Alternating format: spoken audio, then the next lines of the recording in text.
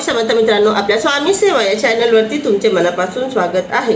मित्रांनो, आपण मागील व्हिडिओमध्ये आपल्या 29व्या अध्यायाच्या मध्यंतरावरती थांबलो होतो आणि आता आपण वळत आहोत पुढे। तर बघा, ज्यावेळी ब्रह्मराक्षसांनी वामदेवांच्या अंगावर झडप टाकली आणि त्यांच्या अंगावरील भस्मामुळे त्यांना मागील जन्म आठवले, तर ते त्यांना विचारतात की हे सगळं कसं झालं, मला सुद्धा भस्माचं महात्म्य तुम्ही समजून सांगा।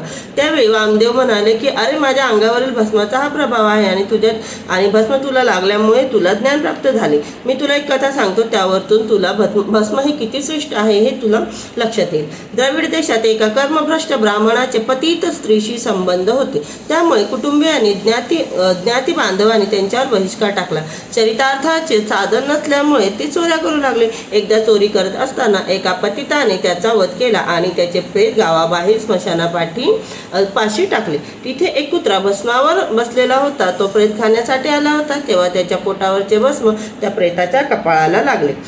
इकडे यमदूत त्या ब्राह्मणांच्या सूक्ष्म देहाला पीडा देत यमलोकी जात होते। शिवदूतांनी त्यांच्या प्रेताला भस्म लागलेले पाहून त्यांनी यमदूतांना गाठले। त्या ब्राह्मणांचा सूक्ष्मदेह त्यांच्याकडून हिसकावून घेतला आणि त्यांना पळवून लावले। हे वृत्त करताच यमराज संतापाने शिवदूतांपाशी आले व म्हणाले, माझ्या दूतांना तुम्ही का मारलत? हे ब्राह्मण पापी आहेत, त्यांना तुम्ही शिवलोकी कसे नेता? शिवदूत म्हणाले, या ब्राह्मणांच्या सर्वांगावरती भस्म लागलेले होते, त्यामुळे हे पावन झाले आहे। ब्रह्मचर्चित देह असलेल्या प्रत्येकालाच कैलासवासी आणले पाहिजे, अशी आमच्या स्वामींची आज्ञा आहे। स्वामी म्हणजे साक्षात भगवान शंकर।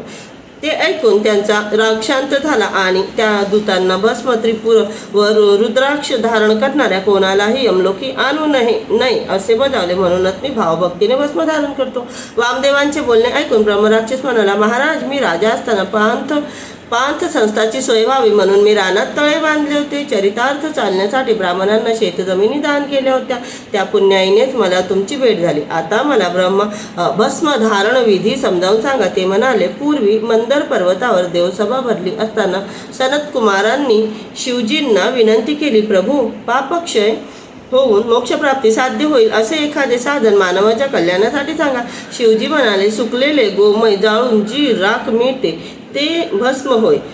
संध्योजात मित्राने ते तळहातावर घ्यावे, अग्निरीत मंत्राने अभिमंत्रित करावे, मानस्तोके मंत्राने अंगठ्याने मळावे, त्र्यंबक मंत्राने भाळी लावावे, त्रयायुषे मंत्राने कपाळावर, भुजांवर, शरीरांवर अन्य स्थानी लावावे, मध्यमा, अनामिका व अंगुली या 3 बोटांनी त्याच मंत्रोच्चारात भुवया भस्मांतर 3 आडव्या रेषा ओढून अंगठ्याने मध्य रेषा काढावी। याला त्रिपुंडरक म्हणतात। सर्व वर्णाश्रम धर्माच्या लोकांनी भस्म त्रिपुंडक लावावा, त्या योगे पूर्व पापांचे निरसन होऊन मनुष्य पुण्यात्मा होतो। त्याला सर्व तीर्थ स्थानांचे यात्रांचे व जपानुष्ठाचे पुण्य मिळते। आयुरारोग्य, यश, कीर्ती, ज्ञान व सौख्य लाभते। कुळांचा उद्धार होतो व 4ही पुरुषार्थ साध्य होतात। तो स्वर्ग, ब्रह्म आणि वैकुंठ लोकी दीर्घकाळ वास्तव्य करून शिवसायुज्यात प्राप्त होतो।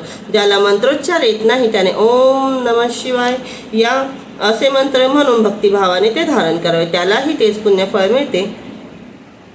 ते ऐकून सनतकुमार देव आणि ऋषींना मोठे समाधान वाटले। भस्म महात्म्य श्रवण केल्यावर ब्रह्मराक्षसांनी वामदेवांना त्यांचा उद्धार करण्याची काककुळतीने प्रार्थना केली। तेव्हा त्यांनी त्याला अभिमंत्रित भस्म दिले। त्या भस्माने त्यांनी स्वतःच्या भाळी त्रिपुंडरक लावला, त्यांच्या प्रभावाने त्याला दिव्य देह प्राप्त झाला। वामदेवांच्या कृपाप्रसादाने त्याला दिव्यलोकी परमगती मिळाली। त्रिविक्रम वामदेव हे शिवावतार होते, योग्यांचे ईश्वर होते। ते जगत कल्याणासाठी संचार करायचे। त्यांनी ब्रह्मराक्षसाचा उद्धार केला। गुरुसेवेची आवड हेच साधन मार्गाचे सार आहे। ते ऐकून त्रिविक्रमांना परमानंद झाला। श्री गुरूंना वंदन करून ते कुमसी गावी परतले। तर मित्रांनो, आपला 29वा अध्याय इथे संपत आहे। शिवजींनी साक्षात आपले भगवान भोले शंकर यांनी सांगितलेलं आहे की ज्यांच्या गळ्यामध्ये ज्यांनी रुद्राक्ष धारण केलेले असेल, ज्यांनी कपाळावर भस्म लावलेले असेल किंवा त्यांच्या सर्वांगांना भस्म लागलेले असेल, अशा कोणत्याही प्रेतांना यमलोकात जाऊन द्यायचं नाही, त्यांना कैलास लोकच प्राप्त झालं पाहिजे असे भगवान शंकर यांनी सांगितलेले होते। आणि त्यामुळे त्या ब्राह्मणांना जे मारून फेकलेले होते त्यांना यमदूत नेता नेता ते थांबवतात, शिवदूत थांबवतात आणि ते त्यांना कैलासावरती घेऊन जातात. तर अशा प्रकारे हे भस्माचं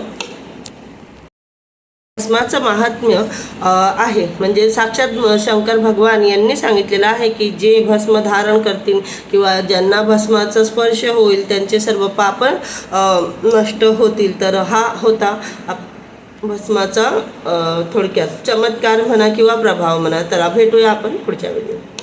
तर इथे आपला 29वा अध्याय संपत आहे. आणि जर हा व्हिडिओ तुम्हाला आवडला असेल, माझ्याकडून मिळणारी माहिती जर तुम्हाला आवडत असेल तर प्लीज आपल्या व्हिडिओला लाईक करा, शेअर करा, कॉमेंट करा आणि चॅनलला ग्रो करण्यात माझी मदत करा. भेटूया पुढच्या व्हिडिओत. श्री स्वामी समर्थ मित्रांनो.